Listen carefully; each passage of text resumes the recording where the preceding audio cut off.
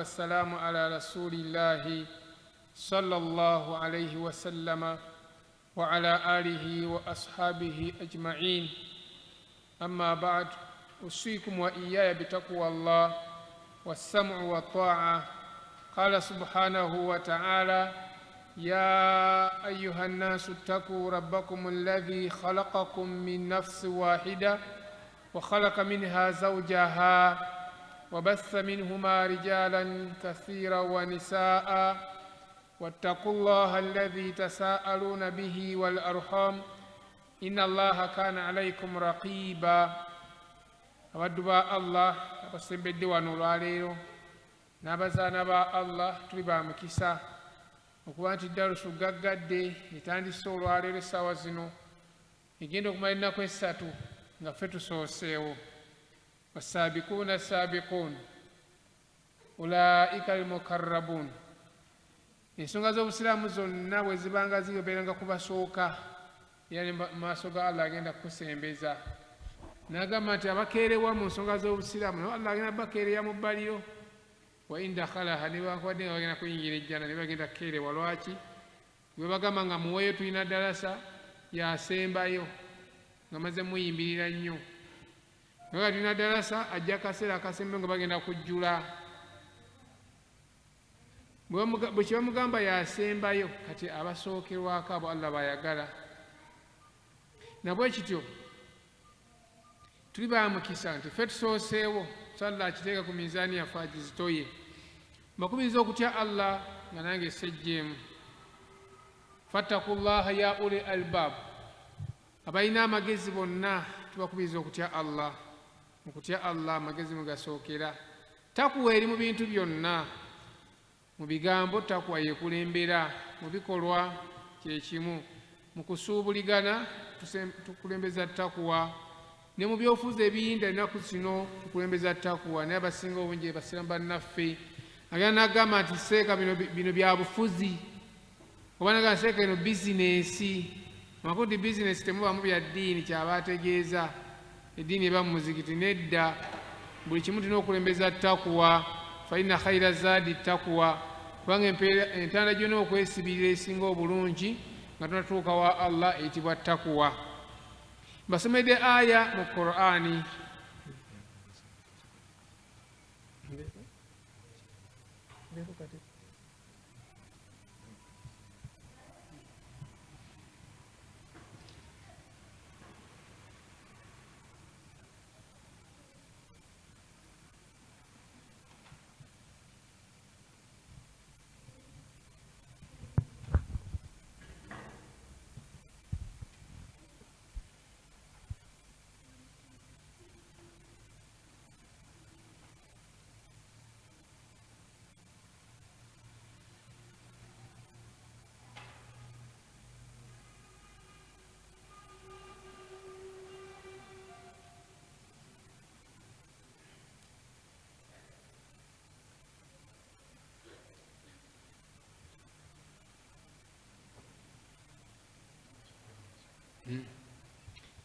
Naam, basomedde aya erimu ekigambo takuwa Allah, okutya Allah subhanahu wa ta'ala. esangibwa mu suratu Nisaa'i aya esooka ng'agamba nti ya ayuha nnaasu, abange mmwe abantu, ittaqullaha, mutye Allah. ya ayuha nnaasu ttaquu rabbakum, mutye mukama wammwe Allah. alladhi khalaqakum min nafsin wahida, yabatondanga abajja mu kitonde kimu, ye Adamu. bwe yamala okutonda Adamu n'amwebasa otulo tungi n'amusikamu olubirizi olwa wansi nsaawa wagonda awo bayita mu kabutobuto, awo n'asikamu olubirizimu n'atonamu Hawa. wabassa minhuma rijalan kathiira wa nisaa, n'ayingiwaza bangi abaami n'abakyala nga bava mu Adamu ne Hawa, ensi n'ejjula. yali poloti y'abantu ababiri, ensi yonna okuva ebule n'ebweya oba okuva emashariki ne magharibi nga yali poloti y'abantu babiri bokka, nga temuli buyinja, temuli biwaanyi wadde ebirowa wadde sengenge, nga poloti yonna y'abantu babiri. ensi n'ejjanga ewera abantu, tandika okugabanya ensi, ne tugabanya obwalo, ne tugabana ebibanja. Kati saawa eno tetukyaswaga nti edda bakadde baffe bakasukanga jjinja werikoma ye poloti gyabakuguzizza kibanja bakitanga kibanja. Kati tupima bupoloti, tupima kati bufuuti. Wattaqullaha, naddamu ogwokubiri kati mutye Allah alladhi tasaaluna bihi wal arham, gwe musabirigana ku lulwe n'osaba ku lwa Allah. Wal arhamu, mutyera Allah agenda obbabuuza akaana n'akaataano ku ŋŋanda zammwe, ab'eŋŋanda zammwe. Inna Allaha kaana alaykum raqiba, Allah abalondoola kuva dda, ajja abalondoola abalinnya akagere, agenda babuuza akaana n'akaataano ku b'eŋŋanda zammwe mwabayisa mutya. Eŋŋanda tuzaawulamu mirundi ebiri, tulinawo oluganda olw'eddiini n'oluganda olw'omusaayi. Oluganda olw'eddiini lwe tukuŋŋaanyiza wano nti buli musiraamu abeera muganda wa musiraamu munne. Ate oluganda olw'omusaayi dwo tulwawulamu emiteeko esatu. Ekika kyo lwe luganda olukulira, ate obukojja lwe luganda gye bawasa maamawo, naye wakulu nnyo, era abaganda bagamba nti ebukojja teva muto, buli mukyala avaayo abeera maama, buli mwana avaayo nga mulenzi abeera kkojja. Ne tugenda ate ebuko gye twawasa, gye twafumbirwa, naye oluba luganda lwo, kubanga tokkiriza okuwasa mulamuwo okuggyako ng'ono omukyala afudde gwe wawasa. Ensi yonna ne bwe ggwamu abakyala tosobola kuwasa nazaalawo kubanga abeera maamawo. Kakiriza olwo nalwo oluganda. Naye Allah agenda tubuuza ku b'eŋŋanda zaffe engeri gye twaziyisaamu, twabayisa tutya. Oweekitiibwa Muhammadi sallallahu alaihi wasallam yasindika ejje bagende balwanyisa Abamisiri mu kiseera ekyo baali tonna kusiramuka, baali bakaafiri balina obwonoonefu. Nabbi n'atuma ejje ng'akulembezza Abu Dharri al-Ghifari n'agamba nti innakum sataftahuuna Masra, mugenda genda e Misiri era mujja kuwangula. Nabbi yabagambirawo nga tebannagenda, timujja kuwangula. Wahiya ardun yusamma al-qiraatu, waliwo ekifo e Misiri bakiyita qiraatu. Bwe mutuuka mu kifo ekyo, fa idha fatahtumuuha, bwe munaawangula abantu baakyo, fa ahsinu ila ahliha, abantu baayo mubayise bulungi. Fa inna lahum zimmatan wa sihran wa rahma, kubanga nyinayo ensonga ssatu. Wali abasosodooti bangi mu kifo ekyo ng'ate tebalina bulabe ku ddiini yaffe. Ekyokubiri, waliyo abooluganda lwange n'obuko bwange nabo buli eyo. Basaba ne bamubuuza nti byajja bitya, oluganda lwajja lutya? N'abagamba nti kitange Ibulayimu bwe yatuuka e Misiri yawasayo omukyala gwe bayita Hajara oba Agali. Bwamala omuwasa n'amuzaamu omwana ayitibwa Isimaila. Isimaila n'azaala Abawarabu, Abawarabu ne bazaala Muhammadi sallallahu alaihi wasallam. Kati e Misiri bukojja bwa Nabbi. Atugamba tuyise bulungi bakkojjaabe naye nga si bakkojja baffe. Bw'aba atugambye tuyise bulungi bakkojjaabe ate olwo abaffe. N'agamba ekyokusatu, obuko buvaawa? N'abagamba nti bwe yamala okutebenkera e Madiina yatandika okuwandiika amabaluwa nga wandiikira bakabaka n'ab'ebitiibwa, bakiifu b'ebyalo babeere nga basiramuka. Abamu baasiramuka, bala baagaana. Kabaka w'e Misiri bamuyitanga Mukawkish, yamuwandiikira ebbaluwa ng'amusaba kuyingira mu Busiraamu. Kabaka naye bwe nga bamuwandiikidde ebbaluwa yamusanyusa nnyo. Simanyi Abaisiraamu kuba teyasiramuka, naye ng'ebbaluwa yagiddamu n'aweereza Nabbi omukyala omulungi, n'amuweereza endogoyi kw'anaatambulira, n'amuweereza golodi, n'amuweereza n'omusawo anaabajjanjabanga n'ebintu ebirala. Bwe baamala obifuna sallallahu alaihi wasallam byonna n'abikkiriza, omusawo n'amugamba ggwe ddayo, fala hajata lana, tetulina bwetaavu gy'oli. Omusawo n'amugamba nti lwaki? Nanga ffe tuli Basiraamu, tubeera Basiraamu kitegeeza kinti tusiiba. Omusawo yali mugezi n'aweta n'addayo n'agamba kabaka, mukyanga otuma mu bagezi sirabangayo mugezi nga Muhammadi sallallahu alaihi wasallam. byonna byomuwadde abikkiriza naye omusawo n'amugaana naga nti bo basiraamu era basiiba. Omusawo ekitegeera mangu n'amanya nti omuntu asiiba emirundi egigenda mu ddwaliro gibeera mitono, gikendeera nnyo, nga kitegeeza nti bwe oyagala okgenda mu ddwaliro emirundi emingi yitiriza kulya nnyo.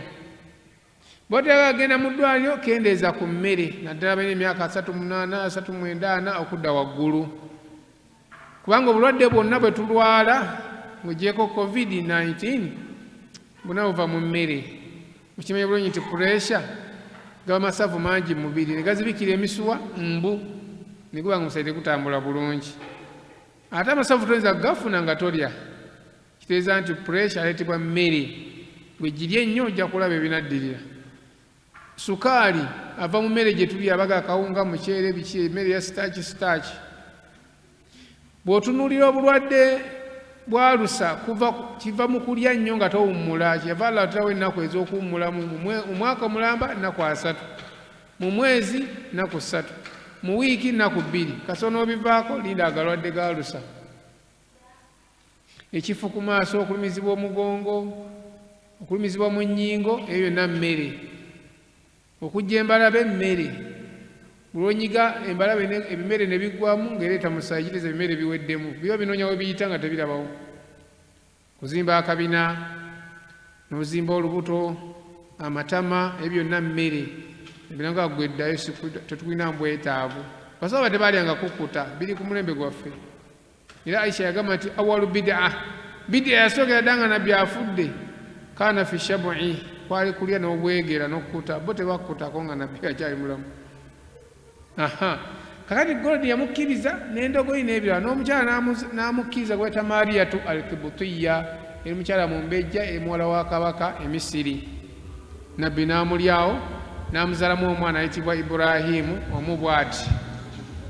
Ne kiba nti e Misiri bwafuuka buko bwa Nabbi Muhammadi sallallahu alaihi wasallam. Kati naga nti abantu mubayise bulungi kubanga bakoddomi bange ate bakojja bange ate abasasodooti bangi mu katundu ako.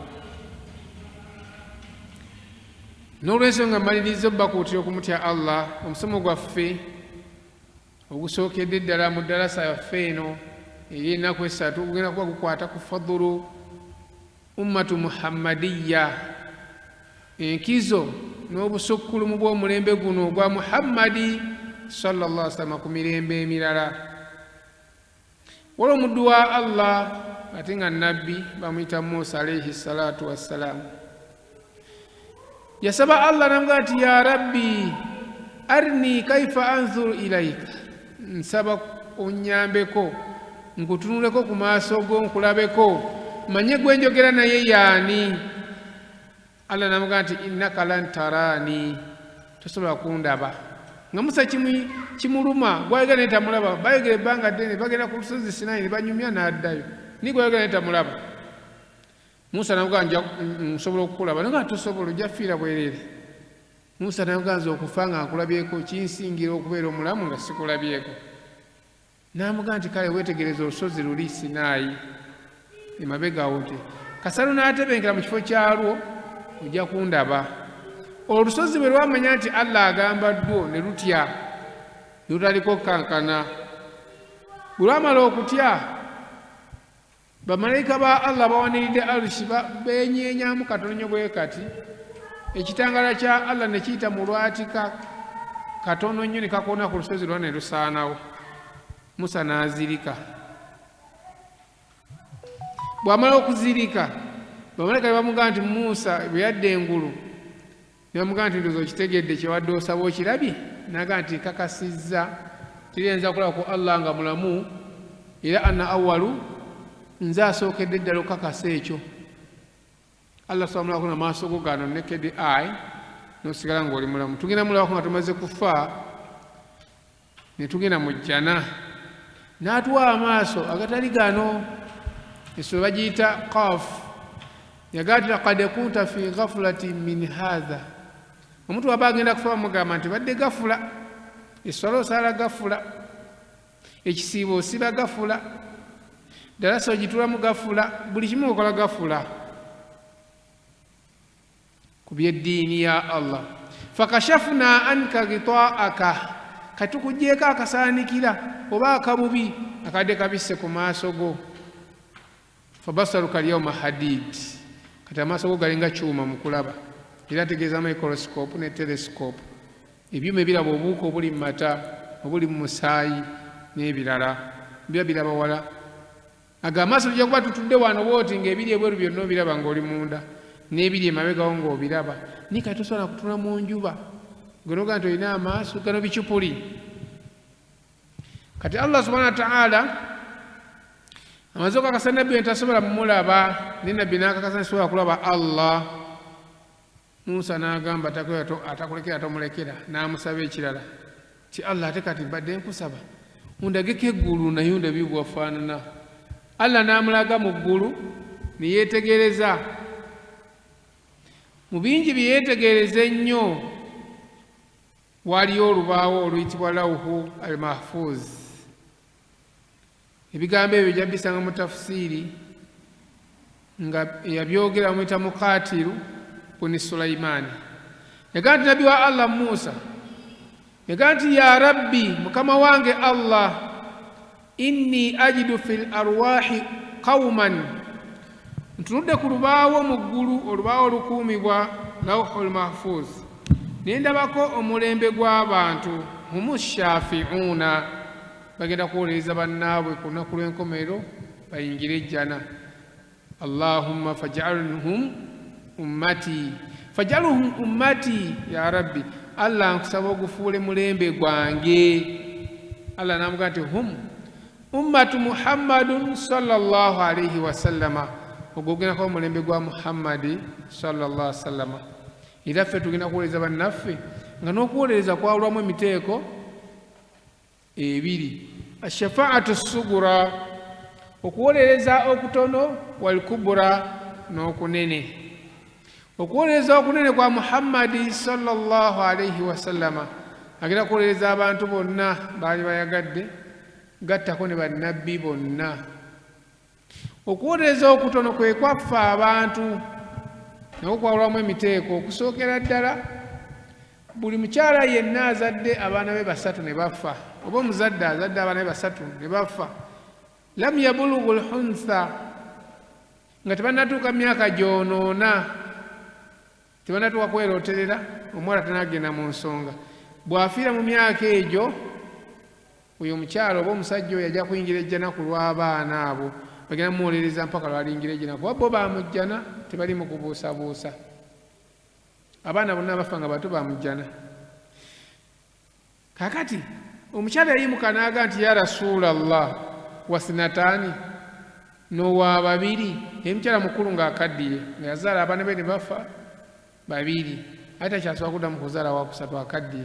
Nabbi n'amugamba nti n'owa babiri, naye agenda bagenda muwolereza. Wone hadisi endala eraga nti niba banga omukyala yavaamu embuto nga zituuse okuzaalibwa, okuva ku myezi 6 okudda waggulu, oba 5 aba afuuse muntu. Bw'abanga yavaamu mbuto n'aweza embuto 3, nazo Allah agenda musaasira, abaana bamuwolereze ayingire ejjana.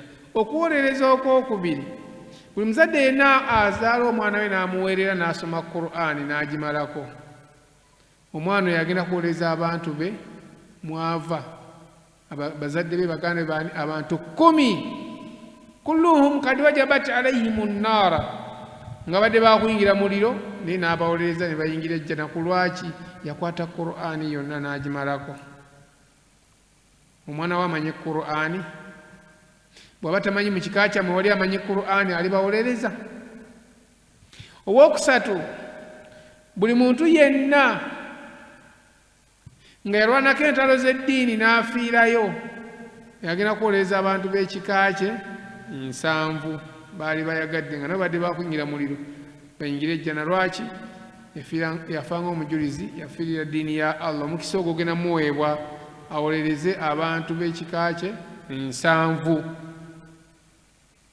Mu kika kye waliwo yali afiiridde mu lutalo lw'eddiini, zaakoma ku bajungute n'ab'embalala, ndowooza abaafiira mu lutalo olwo nga gavumenti neekyuka, nga Amini avaako, ne batta Enyamitanga, era bazimbawo ekijjukizo yateekawo n'essomero n'omuzikiti era entaana wolukawo zirabaawo nejjukira nti omuntu afidde mu jihaadi tavunda yagamba subhana wa ta'ala nti nno la tahsabanna alladhina qutilu fi sabili llahi amwat temulowooza nti abafidde mu jihaadi mubabeera bafu bal ahya babeera balamu tteke inda rabbihim yurzakun allah abeera abagabirira riziki yaabwe olunaku makya n'olweggulo era nabbi wa allah yaleka amaze okugamba Uthmani tiagenda kutibwa butibwa ne Umaru ne Aliyu ne Uthmani lwe baamutta yali yasiibye emmando balwakuna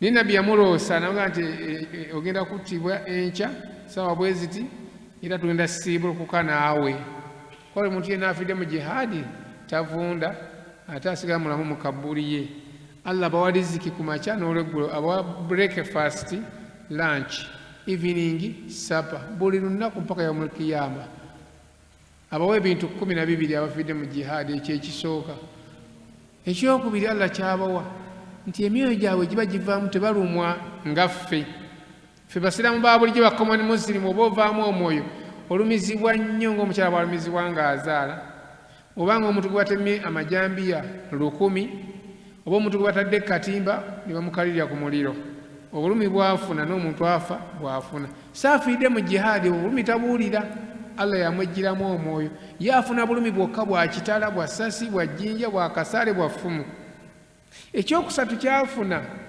ng'afiiridde mu jihaadi nti agenda okufa ng'amaze okulaba gy'alaga ati ngenda mu firidausi oba jannaatu ma'uwa oba jannaatu adeni oba jannaatu naimu oba jannaatu lkhuludi oba daaru salaamu ye aba amaze okulaba ejjana gy'agendamu nga tannafa ekyokutaano afiiridde mu jihaadi ettonde lisooka otonya wansi nga bamufumisa akasaale esasi jambiya ettonde lisooka otonya wansi allah aba amaze omusonyiwa ebyonoono bye byonna ebitono n'ebinene byeyagenderera ne byataagenderera ebyomukyama ne mu lwatu okugjako ebbanja lyokka yatamusonyiwa ekyomukaaga buli afiidde mu jihaadi omubiri gwe allah yagufuula haraamu okuliibwako envunyu ziruma mu bakomoni muslim omuntu afiidde mu jihaadi talumwa nvunyu makulu tavunda asigala nga bwabadde emyaka n'emyaka paka yaumul qiyama ekyomusanvu bw'ofiira mu jihaadi amina min fitinati lkaburi allah akuwonya ebikemo by'omu kabbuli ti kabbuli ekunyige tegenda kukunyiga kyogenda kukubuuza ebibuuzo nti mani rabbuka nga ate wafiiridde eddiini ate bakubuuza mani rabbuka omuntu afiiridde mu jihaadi bamubuuza mani rabbuka nedda ebyo tebiriyo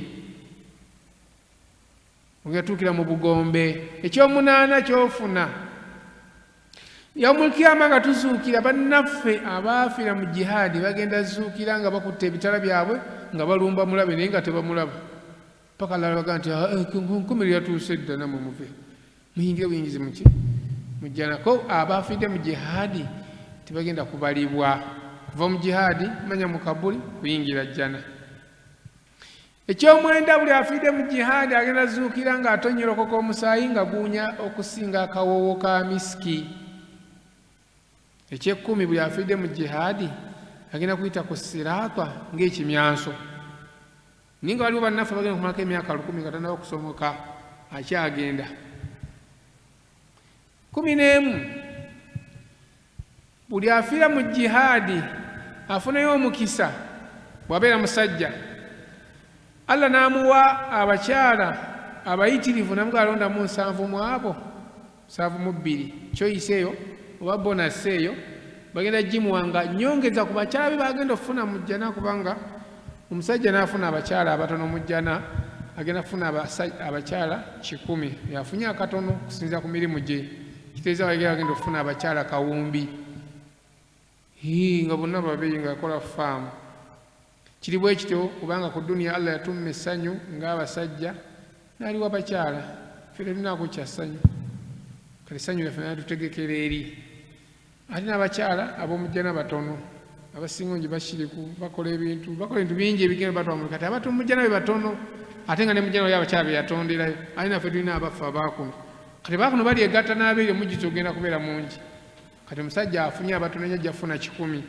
naye afiiridde mu jihaadi ate agenda kufuna bonasi abakyala 72 beeyongere ku ki kwabo balina ensonga 12 ndowooza nayo ngyerabidde etugenzeyo obugenzi okulaga nti omuntu afiidde mu jihaadi abawankizo kati agenda kuweebwa omukisa ogw'okuwolereza abantu b'ekika kye ndowooza yeyo ensonga ye12 okuwolereza abantu b'ekika kye 7 bonna Allah abawejjana.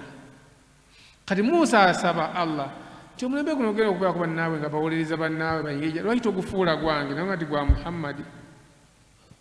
Ekyokusatu buli imaamu yenna oba buli mukulembeze yenna nga mukkiriza nga mwenkanya imaamu ne adilu omukulembeze omwenkanya agenda kuwolereza abantu be yakulemberanga bayingire ejjana. Ntera osomesa abantu baffe ne mbagamba oli ku muzikiti guno ne imaamu wo enkolaganawo naye eri etya yamukiyama agenda kuwolereza oba kukolekaawo ttayo.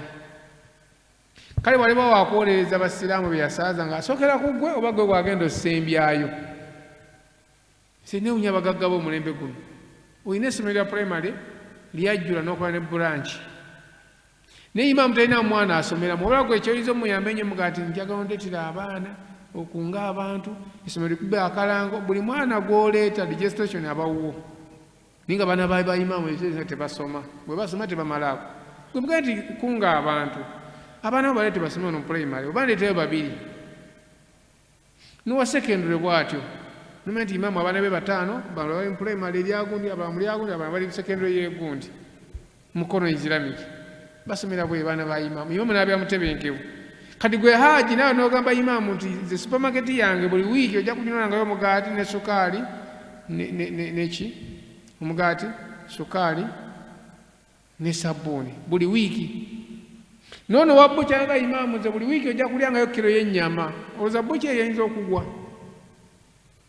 Noono wa botiiki n'agamba imaamu nti nze buli mwaka nja kubangayo olugoye lwa mukyalawo oba ekkanzu yo eyo botiiki eyinza okugwa. Buli omu nga alina kyawaayo eri imaamu kati gwagenda kuwolerezaako ki? Lwaki baimaamu balyambala obubi? Lwaki baimaamu basula obubi? Lwaki abaana abe basooka okugoba mu masomero?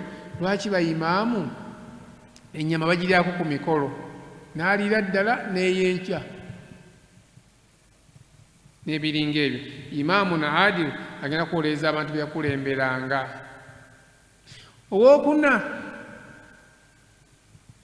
agenda okuwolereza ye muntu yawangalira ku ibaada okuva lwe yavubuka mpaka lyaweza emyaka 9 nga wangalidde ku ibaada. Omuntu avubukira ku myaka emeka wabeera mulenzi n'agenda mu kwerooterera aba avubuse. Omuwala bwe yeekona akagere aba avubuse. Kati senga wangalira mu mbeera eyo okutuusiza ddala lwalikola ki?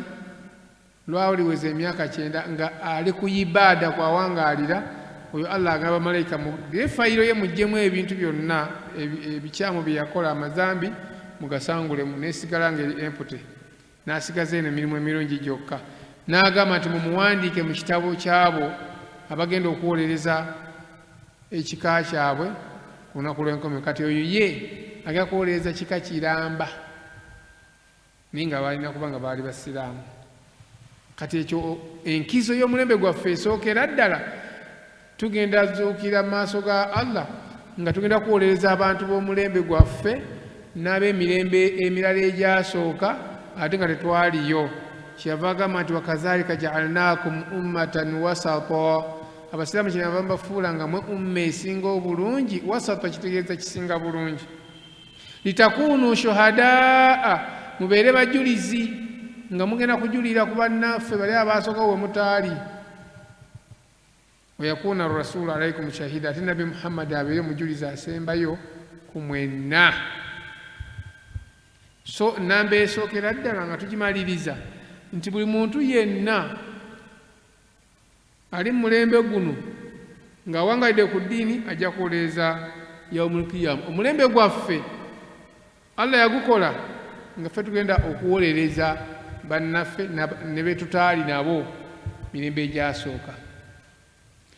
Ekyokubiri Nabi Musa kye yasaba Allah ng'alabye ku lubawo lwahul mahfuzi yabaga ebintu bingi sabanyonyodde nno olubaawo olwo lawhul mahfuz. Allah bwe yali ayogerako yagaa nti nabbi yaliogerako nti sunia min alyakuti lhamra, lwakolebwa mu yakuti omumyufu.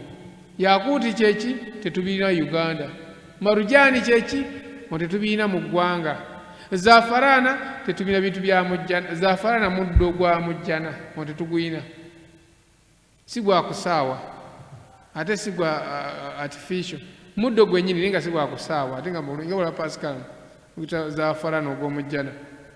Kati marujani byakonda bya mujjana nga bulaba mabozi neki golodi ne feza n'ebirala.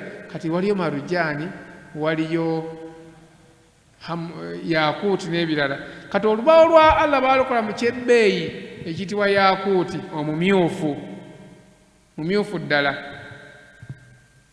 Kalamuhu nuuru, ng'ekkalaamu Allah gyawandiisa ku lubaawo olulawhul mahfuz etangalijja ng'enjuba, etangaala ng'enjuba. Wa aklaamuhu nuuru, n'ebigambo byonna ebiwandiikiddwa ku lubaawo lwa Allah bitangaala nga walaba ekitangaala, light.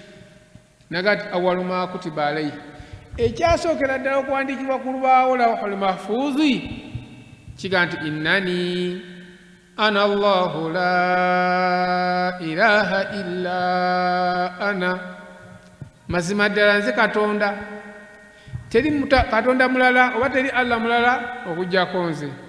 Wa Muhammadur rasuli, ne Muhammadi sallallahu alaihi wasallam mubaka wange. Bigambo ekyasookera ddala ku lubaawo. Ekyokubiri kigamba man amana bikudurati. Ibn Abbas yatugamba ebigambo ebyo ti omuntu yenna akkiriza okugera kwange, wasobala ala albalaa'i, n'agumiikiriza balaayi ze ngenda omutuusaako mu nsi, washakara ala naamaa'i, neyeebaza ebyengera bye ngenda omuwa, katabtuhu siddiqa, ngenda muteeka mu kitabo ky'abasiddiqiin, ngenda muteeka mu kitabo ky'abaki ky'abasiddiqiin. N'agamba ti waman lam yu'min bikudurati, omuntu anaagaana okukkiriza bye mumugeredde oba bye mugerera, walam yasbiru ala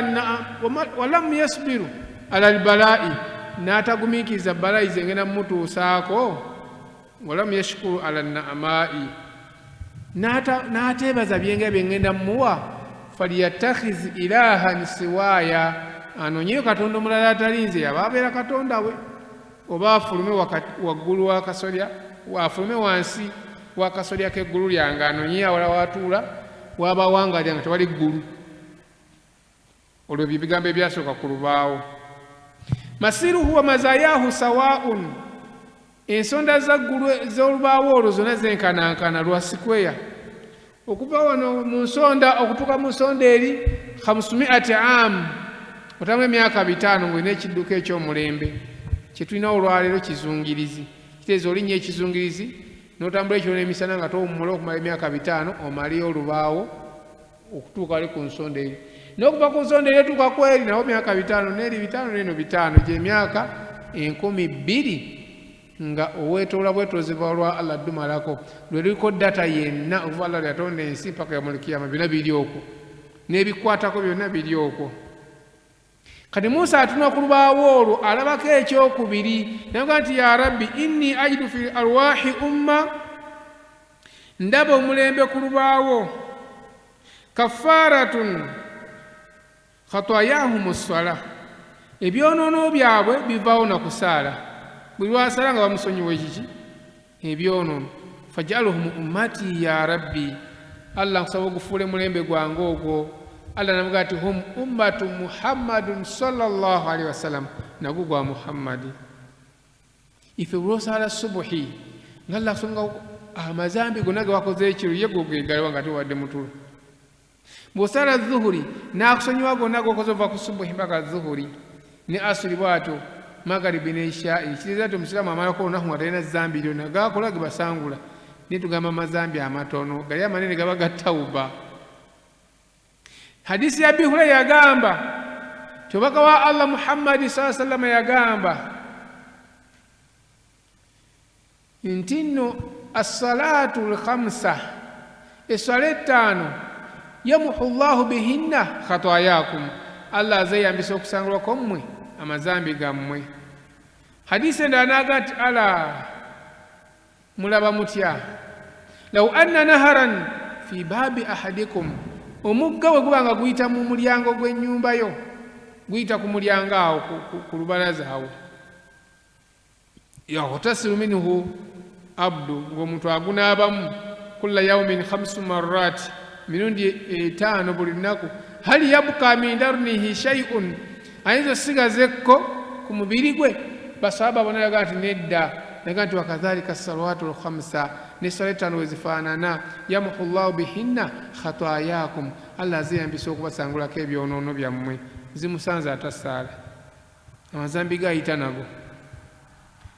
Yatuna ku lubaawo lawhul mahfuuzi n'alabayo ekyokusatu ne kimusanyusa, yaga nti ya rabbi inni ajidu fi arwahi umma, ndaba ku lubaawo kuliko omulembe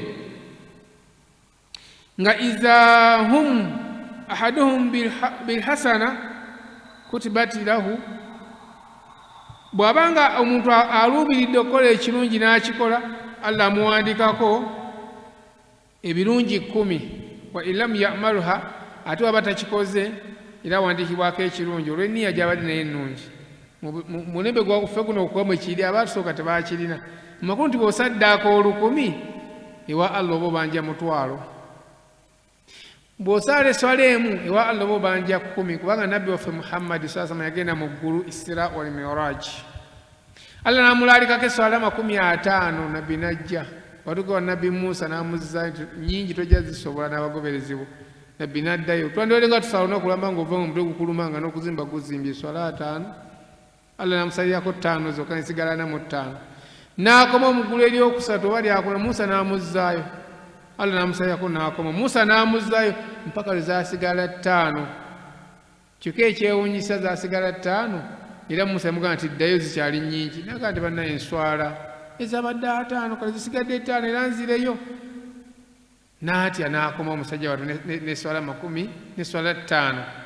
Kyokka nga batusooka baasaalanga emu. Bwe yatuuka ku dduniya, Allah yagamba nti nno ziri 5 mu bikolwa naye mu mpeera ziri 5.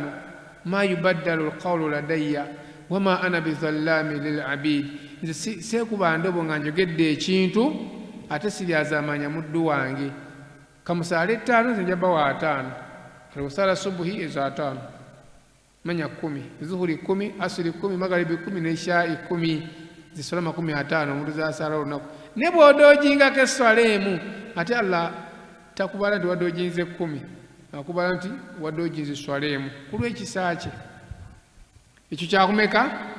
Kyakusatu. Mu bye yaraba ku lubaawo ne yeegomba byali bingi. Ekyokuna yaga nti ya rabbi inni ajidu fil arwahi umma, ndaba omulembe ku lubaawo waguwandiikako, yadkhulu minhum aljannata 70,000 bighayri hisaabin wala azabin, booluliva mu kabbuli nga bayingira ejjana abantu 70,000 nga tebabaliddwa era nga tebabaliddwa, tebapimiddwa.